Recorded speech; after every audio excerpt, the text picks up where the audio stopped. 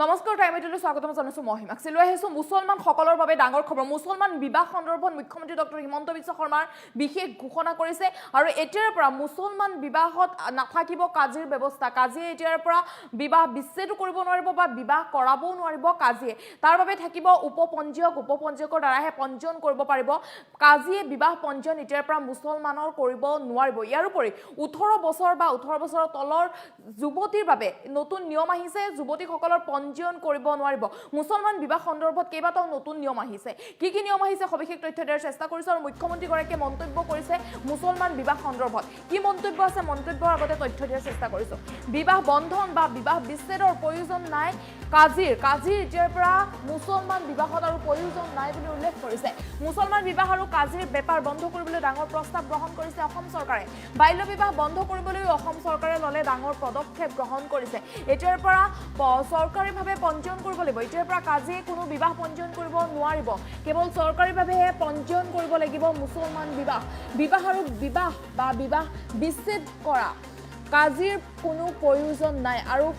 চৰকাৰীভাৱে পঞ্জীয়ন কৰাটো এতিয়াৰ পৰা অত্যাৱশ্যকীয় এতিয়াৰ পৰা প্ৰয়োজনীয় কৰিব লাগিব সকলোৱে চৰকাৰীভাৱে পঞ্জীয়ন কৰিব লাগিব কাজিৰ দোকান বন্ধ কৰিছে সমাপ্ত হ'ব কাজিৰ ক্ষমতা এতিয়াৰ পৰা নাথাকিব কাজিৰ ক্ষমতা সমাপ্ত হ'ব বুলি উল্লেখ কৰিছে বিধানসভাত উত্থাপিত হ'ল আসামছ মুছলিম মেৰিজ ডিভোৰ্চ ৰেজিষ্ট্ৰেশ্যন বিল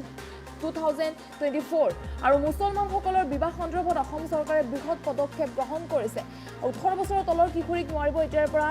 বিবাহ কৰাবলৈ বা বিবাহ পঞ্জীয়ন কৰাবলৈ মুছলমান সম্প্ৰদায়ে বিবাহ আৰু বিবাহ বিচ্ছেদৰ চৰকাৰীভাৱে পঞ্জীয়ন কৰিব লাগিব আৰু বাধ্যতামূলক সকলোৱে কৰিব লাগিব চৰকাৰীভাৱে পঞ্জীয়ন মুছলমান বিবাহ বিচ্ছেদৰ পঞ্জীয়ন বিধক 2024ত নতুন নিয়ম আনিছে এতিয়াৰ পৰা মুছলমানসকলক আইনীভাৱে বিবাহ হ'ব বাধ্যতামূলক আইনীভাৱে বিবাহ হ'ব লাগিব আগতে মুছলমান বিবাহ আৰু বিবাহ বিচ্ছেদৰ পঞ্জীয়ন কাজিৰ জৰিয়তে কৰা হৈছিল বিবাহো কাজিৰ জৰিয়তে কৰা হৈছিল বিবাহ বিচ্ছেদো কাজিৰ জৰিয়তে কৰা হৈছিল এই বিধেয়কত গৃহীত হ'লে মুছলমান বিবাহ পঞ্জীয়ন কাজিৰ জৰিয়তে নহ'ব এতিয়াৰ পৰা কাজিৰ জৰিয়তে নহ'ব মুছলমান বিবাহ 18 বছৰৰ তলৰ কিশোৰী বিবাহ পঞ্জীয়ন কৰা নহ'ব গতিকে 18 বছৰৰ তলৰ কিশোৰী বিবাহ পঞ্জীয়ন কৰা নহ'ব মুছলমান বিবাহত পঞ্জীয়ন কৰ্তৃপক্ষ হ'ব অসম চৰকাৰৰ উপপঞ্জীয়ক গতিকে উপপঞ্জীয়কৰ দ্বাৰাহে পঞ্জীয়ন কৰিব লাগিব মুছলমান বিবাহ বন্ধন আৰু বিবাহ বিচ্ছেদৰ প্ৰয়োজন নাই কাজিৰ কোনো ধৰণৰ ভূমিকা নাথাকিব এতিয়াৰ পৰা মুছলমান বিবাহ আৰু কাজিৰ বেপাৰ বন্ধ কৰিবলৈ ডাঙৰ প্ৰস্তাৱ গ্ৰহণ কৰিছে অসম চৰকাৰে ডাঙৰ প্ৰস্তাৱ গ্ৰহণ কৰিছে বাল্য বিবাহ বন্ধ কৰিবলৈ অসম চৰকাৰে ডাঙৰ সিদ্ধান্ত লৈছে গতিকে এতিয়াৰ পৰা কাজিৰ নাথাকিব মুছলমান বিবাহত কাজিৰ কোনো ধৰণৰ ভূমিকা নাথাকিব যিহেতু পূৰ্বতে কাজিয়ে বিবাহ বিচ্ছেদ কৰাইছিল বা বিবাহ কৰাইছিল কাজিয়ে কিন্তু এতিয়াৰ পৰা কাজিৰ কোনো ধৰণৰ ভূমিকা নাথাকিব বিবাহ বা বিচ্ছেদত কাজিৰ প্ৰয়োজন নাই বুলি উল্লেখ কৰিছে মুছলমান বিবাহ সন্দৰ্ভত ডাঙৰ ঘোষণা কৰিছে মন্তব্য কৰিছে মুখ্যমন্ত্ৰী ডক্টৰ হিমন্ত বিশ্ব শৰ্মাই বিবাহ বন্ধন আৰু বিবাহ বিচ্ছেদত এতিয়াৰ পৰা কাজিৰ ভূমিকা নাথাকিব কাজি শ্ৰেণীটো নাইকিয়া হৈ যাব মুছলমান বিবাহত যিহেতু পূৰ্বতে কাজিয়ে কৰাইছিল সকলোবিলাক মুছলমান বিবাহৰ সকলো কাৰ্য কাজিয়ে কৰাইছিল কিন্তু এতিয়াৰ পৰা কাজি শ্ৰেণীটো নাথাকিব কাজিয়ে কৰাব নোৱাৰিব চৰকাৰীভাৱে পঞ্জীয়ন কৰাটো বাধ্যতামূলক হ'ব এতিয়াৰ পৰা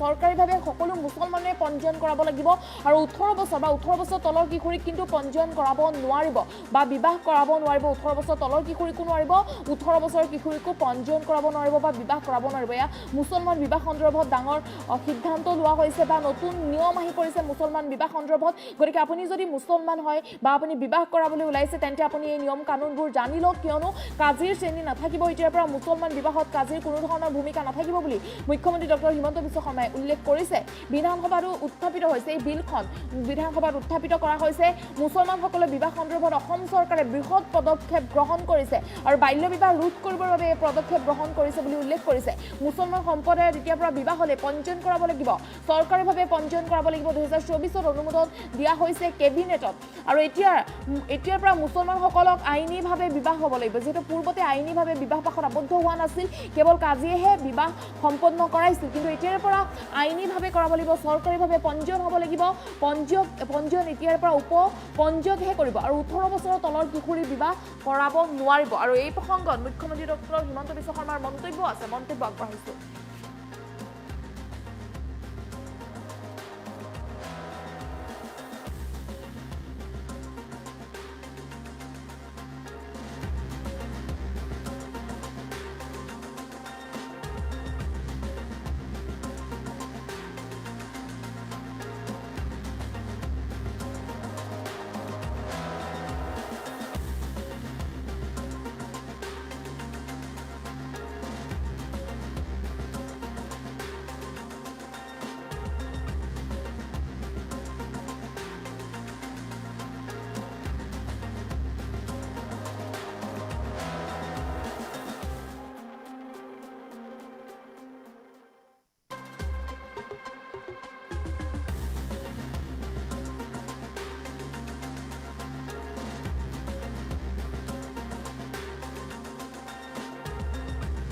sub-register.